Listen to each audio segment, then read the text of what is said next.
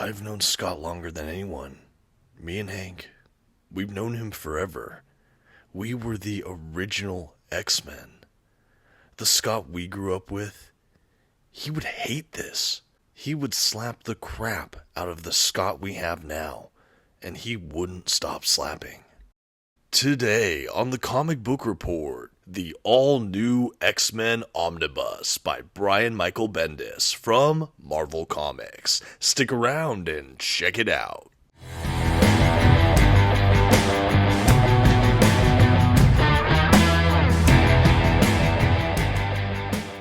Greetings everyone, my name is Dominic and today you're tuning in to the Comic Book Report, where we review comic books and graphic novels so you can get an idea of what to read. And today I'm so excited to talk about the book that I considered my most anticipated release of this year, 2025. That's right, we're doing our full review of the all-new X-Men Omnibus. For those that perhaps don't know, this series stars the original teen-aged X-Men heroes, the 5 of them, who are time-displaced into the modern Marvel present. We have their adventures here in this omnibus, and wow, was it a really interesting ride. I can't wait to talk about it today, but before we do, as I always like to do, I wanted to shout out the channel sponsor, Panel-Bound Comics. If you're interested to pick up your own comic book collected editions or graphic novel collections, I highly encourage you to check out their website. You can find a link to it in the video description, and if you see anything site-wide you like, you can actually use my discount code at checkout, TheComicBookReport, to save $2 off of your order. Please note if you use my affiliate link or code to make a purchase, I will earn a small commission, but it's one of the best ways to continue to support this channel. Thank you so much for considering. Now let's get started with today's Omnibus review. First, some quick facts about today's collection. The issues in this volume were written by Brian Michael Bendis, with art from Stuart Immonen, David Marquez, David LaFuente, and more. The issues in this volume were published by Marvel Comics beginning in 2013. As far as what this omnibus collects, it includes all new X-Men, issues 1 through 15, 18 through 41, and Guardians of the Galaxy, the 2013 run, issues 11 through 13. And finally, this is an oversized hardcover edition with glossy print paper stock, a sewn binding, and a total of 1,048 pages. At this time, I'd like to go ahead and issue a general spoiler warning. I will be flipping through the contents of today's collection and commenting on plot points throughout. You've been advised. Okay, and here's our first dedicated look at the front dust jacket cover for today's omnibus. I should say from the jump that this is the standard edition cover. There was also a direct market cover, I believe from Alex Ross, that is also quite striking. But really, I wanted the art from the collection itself. That's why I had to go with the standard cover here. I also just love how the mutants are arrayed across it. I think it is a really beautiful cover. We of course have the title of the series up top with the Marvel logo, a couple reviews, and at the bottom we have some of the creators. Similarly, on the spine design here, we have that Marvel Omnibus logo up top. We have a field of that kind of baby blue across this spine, which I like.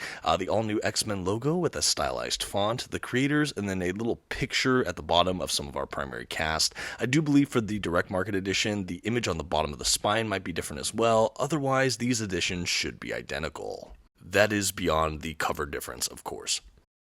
On the back of the dust jacket, we have that same baby blue color retained for at least half of it. We also have a nice little picture along the right side that showcases even more of the cast of characters we get in this book.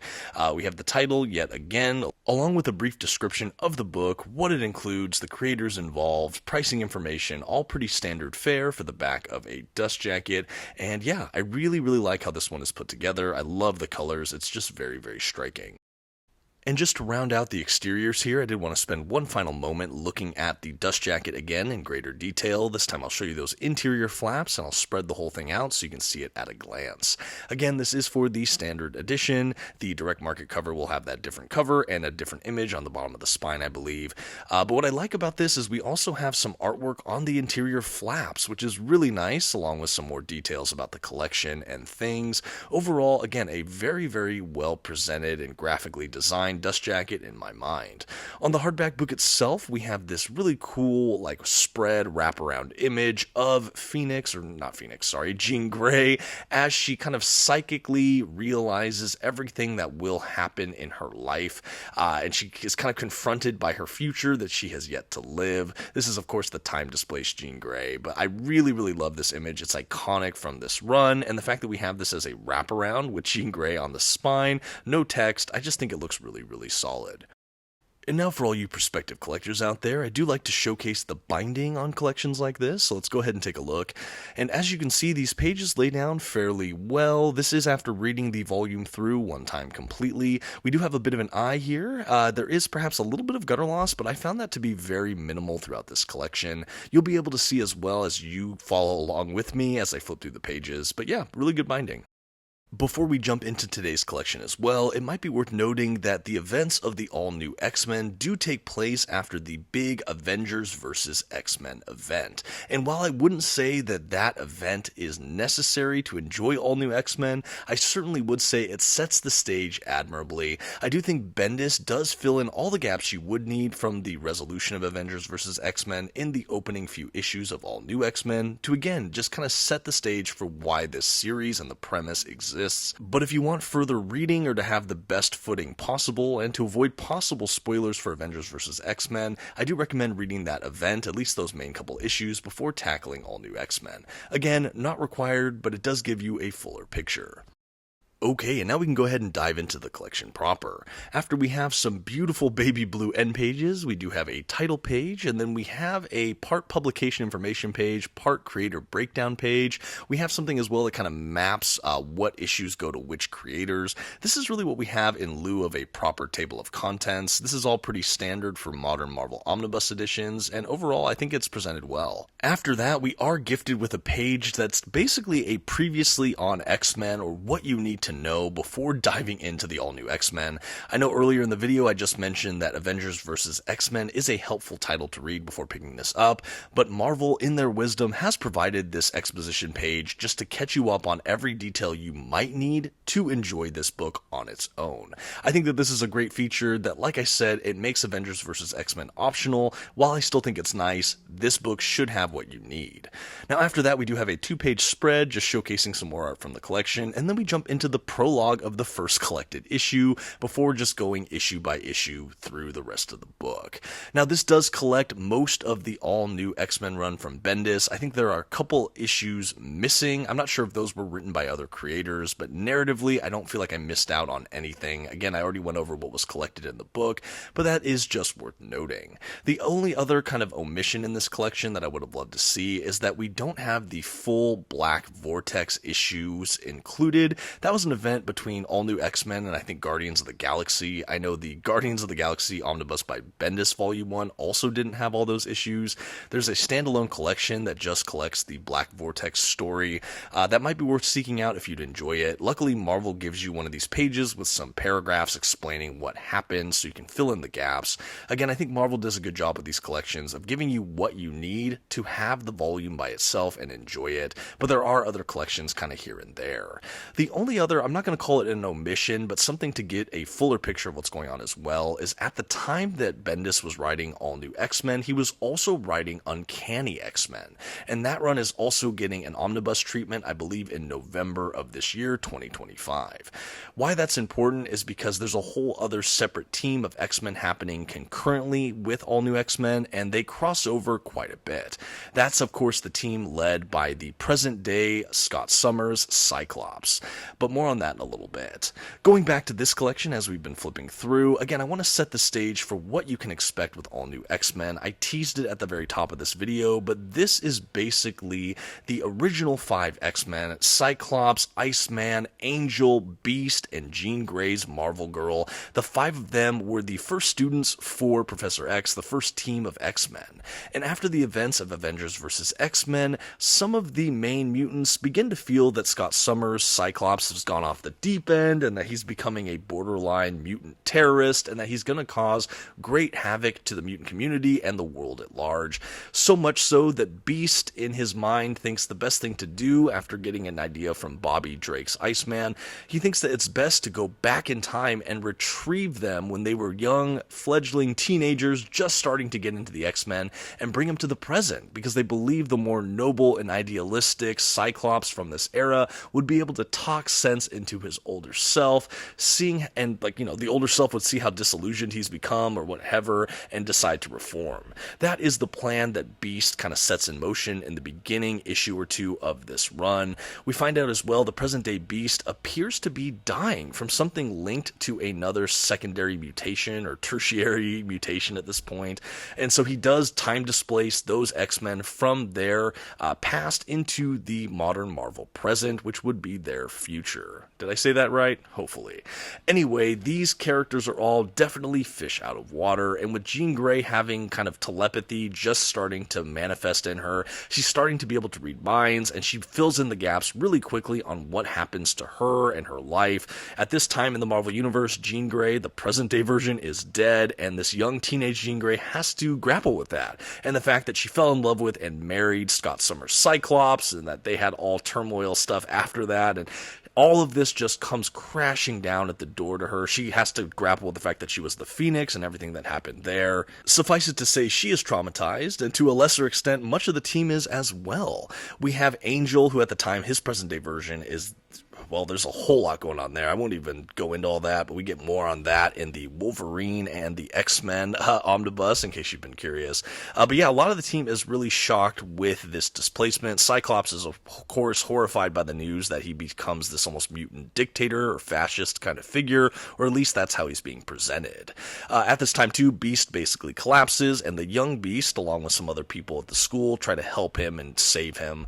But from then on, we basically are leading into this confrontation between the two Cyclopses, which does occur. This younger Cyclops ultimately does meet his future self, and that future self is running his own X-Men team with Magneto and Emma Frost and a few others, and the interaction doesn't go how you'd expect, and basically everyone that encounters these young mutants basically say you have to return them to the time that they came from, you're going to create a huge paradox, what's going on here, and people kind of justify it of Professor X could remove their memories, and it could kind of neutralize the paradox once we get them back, but you kind of get less certain about that as we go on. Beast is unable to return them to their time, and ultimately the X-Men decide to stay. They decide to stay and try to see it out to try to ensure that the world of tomorrow is better than what they're leaving. And then after seeing what happens to some of them, they are all pretty bent on changing what happens in the future the best they can as well. I really liked the premise for this whole run. I thought it was really, really fantastic. I'm a huge fan of Brian Michael Bendis. I love his run on Daredevil and Ultimate Spider-Man, just to name a few. But what he was doing here with All New X-Men is just really special. I really enjoyed it. I think he captures these teenage voices really well. They don't feel too young. They don't feel too precocious, where they don't even feel like teenagers anymore. I feel like he really nails the voices. The elder team of X-Men as well, I enjoyed. I should say as well, the All New X-Men team, instead of having Professor X, they have Kitty Pryde as kind of the lead professor of the school and of their team. I really liked that. Along the way, they also encounter Laura Kinney's X-23, who is kind of a younger mutant herself. She joins this crew, which I liked. They have inklings of romantic sparks between her and Scott at one point, which I thought was fascinating, but then ultimately she ends up beginning a relationship with Angel, which I also liked, and that's something we see revisited in her omnibus when she becomes the Wolverine herself in the all-new Wolverine omnibus. But yeah, really, really fun stuff there. I love the characters included in this run. Like I said, the 5 time-displaced X-Men. I'm just a sucker for a good time travel narrative, and I thought this was a really great one. I think it was really fun to see how Bendis navigated how these people would grow and evolve differently after being time displaced, and also how they grappled with their future selves where applicable, how they dealt with the knowledge of the future. I think that was just really rich narrative ground. The fact that he was also writing Uncanny X-Men, and we got so much great crossover with that in this omnibus, it just makes me really eager to read that run. I know that run, again, it comes out in omnibus format, I think in November. It's supposed to have the Children of the Atom kind of crossover crossover as well. But yeah, really excited to check that out. I do feel like I wasn't missing out not reading that, insofar as I think this omnibus stands alone pretty well, but I think reading that will give us the fuller picture. I want to say as well, about halfway through the omnibus, we do have these time-displaced all-new X-Men joining forces with Scott of the present-day Cyclops' X-Men team. We have Jean Grey getting tutored by Emma Frost, which leads to a lot of funny and interesting dynamics there, since they have both fought for the affection of Cyclops in time. We also have the Trial of Jean Grey storyline, which I really liked. That also included the Guardians of the Galaxy team, which Bendis was also writing. This is a storyline where the Guardian and the Shi'ar Empire decide to kidnap the teenage Jean Grey when they realize that there is a Jean Grey that walks the earth, and they make her stand trial on their homeworld to face judgment for all the acts the Phoenix enacted on the universe, their galaxy, the planet that she destroyed. Anyway, Jean Grey is confronted by the realities of the Phoenix in a profound new way in this regard, and that storyline is fun. We get to see kind of a new iteration of Jean Grey's psychic powers that we'd never seen before, which I enjoyed, and I just love the way that they really dove into what happened with Phoenix. We also have the young Cyclops finding his father, Corsair, in space and deciding to leave the all-new X-Men team for a time to join his father. Before that point, actually, we also had the all-new X-Men running into the Uncanny Avengers, which had Havoc, which was Cyclops' brother. So a lot of really cool reunion-type things that I enjoyed throughout this run. Again, the Avengers also being a, hey, return these people to their time. Along the way as well, I'm doing this a bit out of order, but along the way as well, we have Mystique trying to get Madripoor by right, trying to basically buy Madripoor. That was kind of a fun little subplot. What else did we get? After Trial of Jean Grey, we have, again, friendlies with the Guardians of the Galaxy and the all-new X-Men team, which I liked. We lose Scott. And yeah, from there, things just continue to go. You know, we eventually get the Black Vortex, which is another great Guardians of the Galaxy all-new X-Men crossover. In that event, by the end of it, we do have Angel with these kind of cybernetic-looking wings, really kind of changing himself in a way to avoid his fate. We have that relationship blooming, like I mentioned, between X-23 and Angel, which I liked. At one point in this run as well, we had Kitty Pryde dating the present-day Iceman, then we had a breakup there, and then we had her dating Peter Quill from Guardians of the Galaxy. Again, these were things I saw when I read and reviewed the Guardians of the Galaxy by Bendis Omnibus Volume 1, so it was fun to see the other side of this as well. I think that this run really did a good job of just being a character study for those primary X-Men, and kind of giving us a what-if scenario I never expected. I think the kind of interconnection between his Guardians run and the Uncanny X-Men run at the time was also really nice. I think it just makes the Marvel Universe feels bigger, just having so many of these great touchstones and overlaps. And yeah, just really enjoyed it. The kind of mutant politics and what's going on at the time in the world of Marvel after the events of Avengers vs. X-Men. This is just a really volatile time for the mutants, and I really like what Bendis was able to explore here. I'm sure there's even more of that in the Uncanny X-Men run by Bendis, but more on that hopefully if I'm able to get a copy of that. Now, of course, with an omnibus this size, there are more stories and subtleties here I wasn't able to even cover in this video, but this is a rough plot synopsis of what you can expect. The art throughout this collection, like I mentioned, is also pretty great. I love the art here from Stuart Immonen and some of the others. It has a kind of rounded, more animated feel, but it absolutely fits pitch perfect with the subject matter, at least in my mind. I really enjoyed it. The hard outlines of characters as well just had a fresh, poppy, modern feel to it, and overall, I was just really immersed in a lot of the visual storytelling throughout this run. I think the softest part of this book for me, because it starts so well, I think the middle is pretty solid, but at the end, I don't want to say the run falls apart, but I think that's the one drawback for this collection to me, is that it feels really rudderless or open-ended. Like, even the last issue, it ends with, hey, this will conclude in X-Men 600, which I do think is coming out in that Uncanny X-Men run, but even with that, like, unless they send them all back right away, I don't feel like this run really gave us a closure I would hope for. In a perfect world, I would have loved if this run ended with them going back home, so you can kind of just bookend all of the happenings of this younger team, because honestly, other than the Uncanny X-Men run, it's honestly unclear for me where to go from here. Where do they go? What teams do they join? What happens to these younger characters? And perhaps some of you know, who have read even more of the Marvel Universe than I have, but I would have loved that feeling of resolution or conclusiveness here, and that was just really missing with this collection. It just felt very much like, okay, the end, and I would have loved to see a bit more. I still think that we resolved all the big pertinent plot lines, other than returning sending them home to their time, but I think I would have loved to see that. But short of that, I do think that the story arcs we got here from Bendis were all pretty spectacular. I really enjoyed it. I know I've heard mixed reviews about this run, but everything I read here, I just really enjoyed. At the back of the book, as you've been seeing, we have had a really great handful of extras. We've had a cover art gallery, variant cover art gallery, we have production images, outlines, sketches, things like that. A lot of artistic-based extras, which I always appreciate. You can even see here, like, more sketches and things. I think that this is also, honestly, a really great way to end this omnibus. I feel like they were not sparse with extras. I would have loved to see some more written work. Maybe an essay from Bendis would have been really nice to see, or some of the other creators. But overall, really happy with the extras we do get, and overall the presentation of this collection. I think the omnibus was well sized, and overall, I still had such a fun making my way through. I know I already released an overview about this collection when I called it the most anticipated comic release for me of the year, and having read this, I will say overall I was very satisfied with this run. Could it have been better? I think probably, but overall was it still a really engaging ride that I was thoroughly entertained by? Absolutely. And I would easily revisit this run in the future, and I can't wait to check out his run on Uncanny X-Men now that I've finished this. And now all that's left to do is give it a grade. For an incredibly creative premise for this X-Men run, well executed, the Comic Book Report is happy to give the all-new X-Men Omnibus by Brian Michael Bendis a B+.